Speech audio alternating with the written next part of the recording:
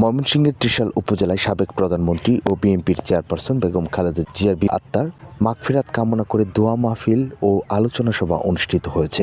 একই সঙ্গে ত্রিশাল ইউনিয়ন যুবদলের নতুন কার্যালয়ের উদ্বোধন করা হয়। অনুষ্ঠানে প্রধান অতিথি হিসেবে উপস্থিত ছিলেন ত্রিশাল উপজেলা শাখা ছাত্রদলের সাবেক সভাপতি ও ত্রিশাল উপজেলা শাখার যুবদলের অন্যতম যুবনেতা মাজারুল আলম জুয়েল মণ্ডল। বিশেষ অতিথি হিসেবে উপস্থিত ছিলেন ত্রিশাল উপজেলা শাখা ছাত্রদলের যুবনেতা শরীফুজ্জামান সিজার, ত্রিশাল পৌর শাখা ছাত্রদলের সাবেক আহ্বায়ক শরীফুল ইসলাম নয়ন, খায়রুল কবির রাসেল, হুমায়ুন কবির প্রিন্স, মোহাম্মদ সাইফুল ইসলাম, শাহিন মণ্ডল ও ফরহাদ হোসেন সহ স্থানীয় যুবদলের নেতৃবৃন্দ।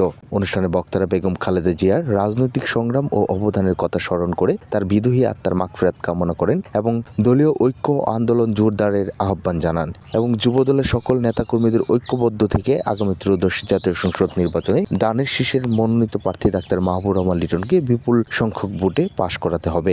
অনুষ্ঠানটি সঞ্চালনা করেন ত্রিশাল ইউনিয়ন যুবদলের যুবনেতা শাহিন মণ্ডল।